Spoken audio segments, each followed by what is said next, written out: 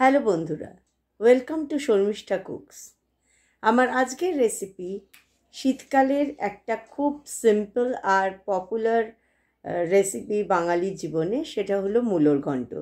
শীতের শুরুতেই পাওয়া যায় লাল মূলো, আর এই লাল মূলো দিয়ে খুব সিম্পল উপায়ে আমি মূলোর ঘন্ট রান্না করি।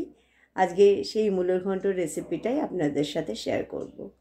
যারা নতুন বন্ধুরা আমার এই চ্যানেল দেখছেন তারা অবশ্যই সাবস্ক্রাইব করবেন, পাশে থাকা বেল আইকনটি প্রেস করবেন, তাহলে আমার রান্নার নোটিফিকেশনগুলো অবশ্যই আপনাদের কাছে পৌঁছে যাবে। আর যারা অনেক দিন থেকেই আমার সঙ্গে আছেন, আমাকে উৎসাহ দিচ্ছেন, তারা অবশ্যই লাইক করবেন, কমেন্ট করবেন, সঙ্গে থাকবেন। আর আপনাদের সবার শুভেচ্ছা পেলে আমি আরও নতুন নতুন অনেক রকম রেসিপি এই চ্যানেলে নিয়ে আসব। তাহলে চলুন আর সময় নষ্ট না করে চলে যাই রান্নাঘরে আর বানিয়ে ফেলি মূলোর ঘন্ট। আজকে রান্না করছি মূলোর ঘন্ট। তো একদম শীতকালের তাজা মূলো, একদম লাল মূলো, এই লাল মূলোর ঘন্ট রান্না করছি। তো আমার কিছুটা মূলো অলরেডি এখানে গ্রেট করে রেখেছি, আর এইটা আমি দেখানোর জন্য রেখে দিয়েছি। মূলোর যে শাকটা, মূলোর শাকটা প্রথমেই আলাদা করে নেব। মূলোর শাকটা লাগবে না। আর এর গায়ের যে লাল খোসাটা, লাল খোসাটা এই আমি একটা নাইফ দিয়ে এই রকম করে ভালো করে স্ক্র্যাচ করে দিলেই কিন্তু চলে যাবে। আর একটু একটু যদি লেগে থাকে তাতে কোনো প্রবলেম হবে না। এই গায়ে যে রোয়াগুলো থাকে সেই রোয়াগুলো ফেলে দিতে হবে, আর লাল খোসাটা একটু পরিষ্কার করে নিতে হবে এই রকম ভাবে।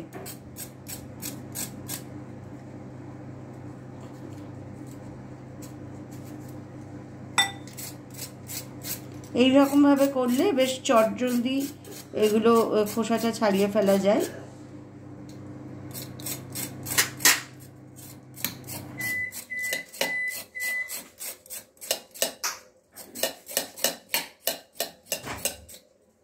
মাথার দিকটা একটু কেটে দেব।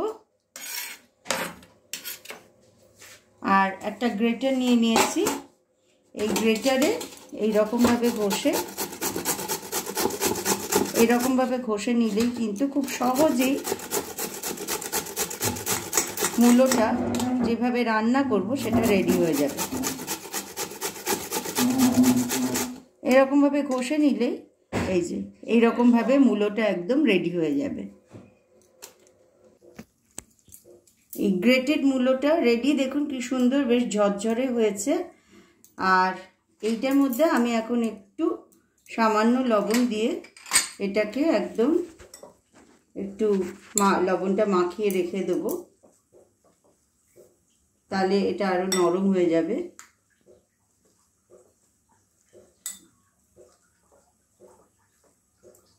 আর এই শীতকালে লাল মূলো দিয়ে এই মূলোর ঘন্টটা খেতে বেশি ভালো লাগে। আচ্ছা, তাহলে এটা রেডি হয়ে গেল, এটা থাকবে এখন। তার মধ্যে আমি অন্য রান্নায় চলে যাব, মানে পরে প্রসেসটাই চলে যাব। এটা হলো ডালের বড়ি। হ্যাঁ, তো এই বড়ি দেব, সেই বড়িটা আমাকে আগে ভেজে তুলে রাখবো।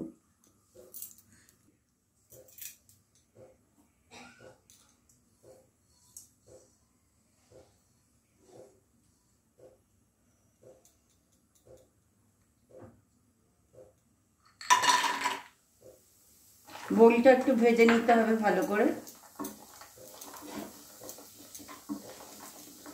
বড়িটা কিন্তু কাঁচা রাখা যাবে না, কাঁচা থাকলে বড়ির মানে যে ডালের গন্ধটা সেটা রান্নায় বোঝা যাবে।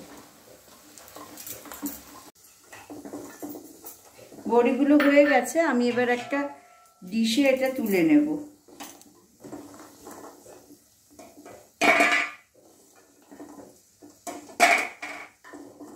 আর বড়ি যদি বেশি ভাজা হয়ে যায় তাহলে কিন্তু পুড়ে যাবে, সেটা খেয়াল রাখতে হবে।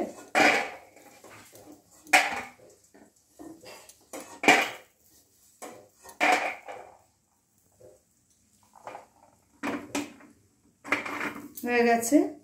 এবার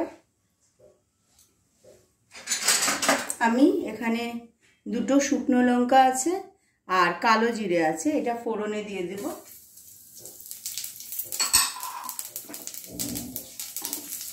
হালকা করে সতে করে নেব।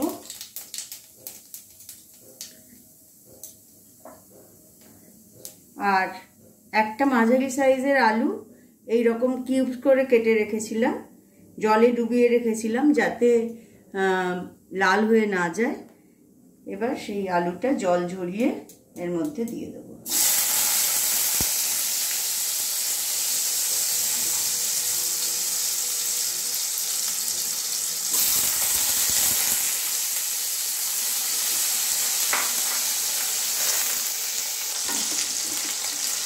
আলুটা একটু ভেজে নেব হালকা করে।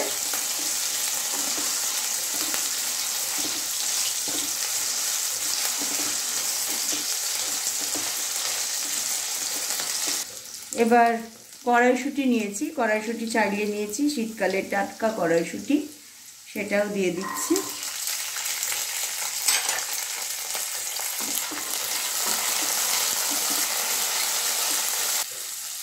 এক পাশে সরিয়ে তেল তো আছেই যথেষ্ট, এখানে জিঞ্জার মানে আদা টুকরো টুকরো করে কেটে রেখেছিলাম, সেইটা দিয়ে দিচ্ছি।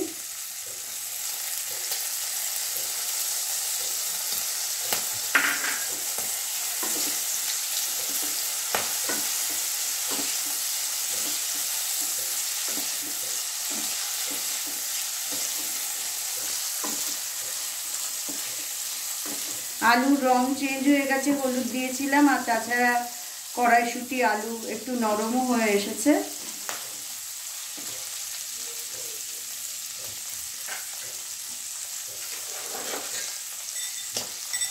এবার দিয়ে দেব মূলোটা।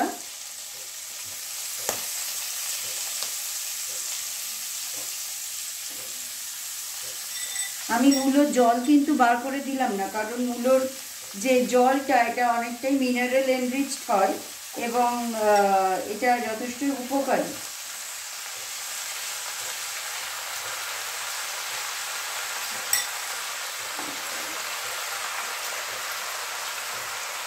এখানে মূলোর থেকে এমনিতেই একটু জল বেরোবে, এটা আমি এখন দেবো না, পরে যখন একটু ওপর থেকে জল ছিটিয়ে দেবো তখন এই জলটা দিয়ে দেবো।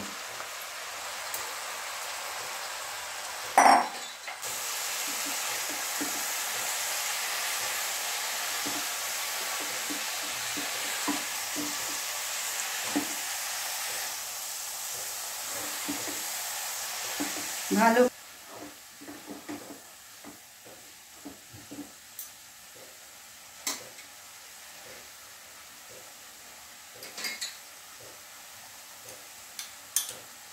আর সামান্য হলুদ দিয়ে দেবো, হলুদ গুঁড়ো, আর দিয়ে দেবো 1.5 মানে দেড় টিস্পুন জিরে গুঁড়ো।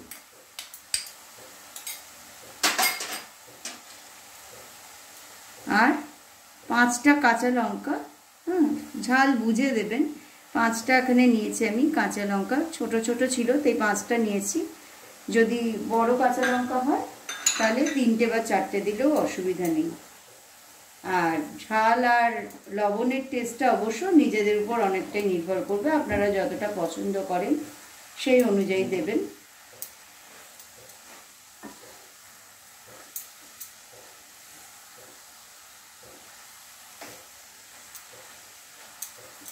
খুব সিম্পল রান্না, কিন্তু খেতে খুব ভালো লাগে।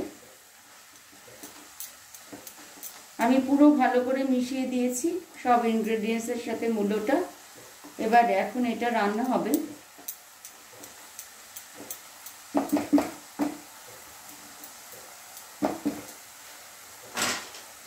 আমি ফ্লেমটা একদম লো করে দেবো, মানে মিডিয়ামে রাখবো, ফ্লেমটা মিডিয়ামে রাখবো। আর লিডটা দিয়ে ঢাকা দিয়ে দেবো। আমি ফিরে আসবো ঠিক 5 মিনিট পর। হয়ে গেছে, আমি ফিরে এসেছি। এবার আমি চেক করে দেখি কতটা হয়েছে।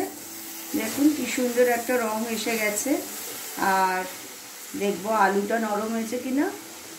হ্যাঁ, আলুও একদম নরম হয়ে গেছে, মূলও একদম সুন্দরভাবে রান্না হয়ে গেছে। এবার একটু যে জলটা ছিল মূলো ওইটা ওপর দিয়ে দেবো।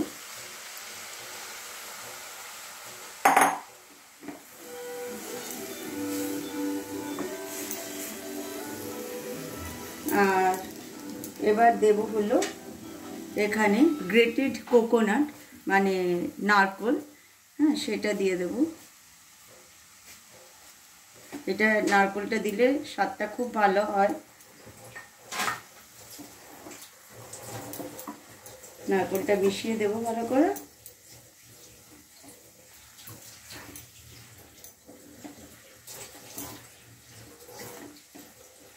আর যে তেলটা আমি ইউজ করছি এটা কিন্তু একদম পরিশুদ্ধ সর্ষের তেল। হ্যাঁ, মানে বাঙালি রান্নায় তো সর্ষের তেলের একটা বড় জায়গা আছে, তাই সর্ষের তেল দিয়েই পুরো রান্নাটা হবে। এই রান্নাটা ঠিক অন্য তেলে হয় না। হ্যাঁ, এটা সর্ষের তেলই ইউজ করবেন।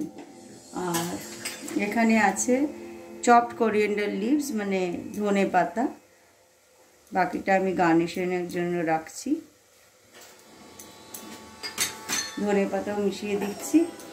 শীতের সবজি ধনে পাতা সব কিছুরই তো একটা খুব আলাদা ফ্রেশনেস থাকে, সুন্দর গন্ধ থাকে, তাতেই স্বাদটা ভালো লাগবে। এবার আমি একটা জিনিস করব, একটুখানি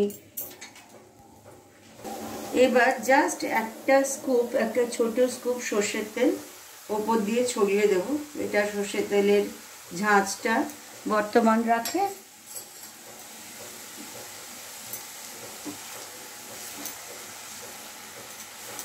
একটু নেড়ে দেব, ব্যাস। এবার আমার রান্না কমপ্লিট। যারা চিনি খেতে পছন্দ করেন তারা এর সঙ্গে অল্প একটু চিনি মিশিয়ে দেবেন। ফ্লেমটা অফ করলাম, আমরা চিনি অ্যাভয়েড করি। আর এই যে বড়িটা আছে, বড়িটা কিন্তু আমি এইভাবে দেবো না, একটু ক্রাশ করে একটু ভেঙে নেব বড়িটা। হ্যাঁ, ভেঙে নিয়ে ওপর দিয়ে ছড়িয়ে দেব। সেটা আমি দেখিয়ে দিচ্ছি, যখন সার্ভ করব সেই সময় দেখিয়ে দিচ্ছি। বড়িটা আমি একটু ভেঙে নেব, ভেঙে নিয়ে ওপর দিয়ে ছড়াবো। আমার গরম গরম মূলোর ঘন্ট রেডি। আর এই যে আমি বড়িটা একটু ক্রাশ করে নিয়েছি, এবার বড়িটাকে এরকম করে ছড়িয়ে এর উপর দিয়ে দেবো।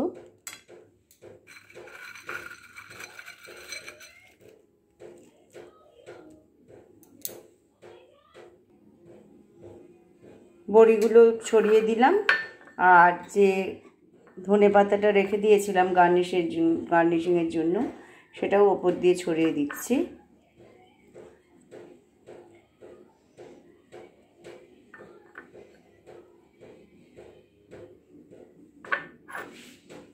গার্নিশিংও রেডি। তাহলে আমার মূলোর ঘন্ট কত সহজে দেখুন রেডি হয়ে গেল। আশা করি আপনাদের ভালো লাগলো এই মূলোর ঘন্ট রান্নার পদ্ধতি। আর খেতে সত্যিই অসাধারণ লাগে। সিম্পল বেঙ্গলি রেসিপি, আপনারা অবশ্যই ট্রাই করবেন আর কমেন্ট বক্সে জানাবেন কেমন লাগলো। আবার ফিরে আসব নতুন নতুন ভিডিও নিয়ে, আর খুব শিগগিরই দেখা হবে। আর ভিডিওগুলো অবশ্যই করে শেয়ার করবেন, সাবস্ক্রাইব করবেন, সঙ্গে থাকবেন। Thank you so much for watching.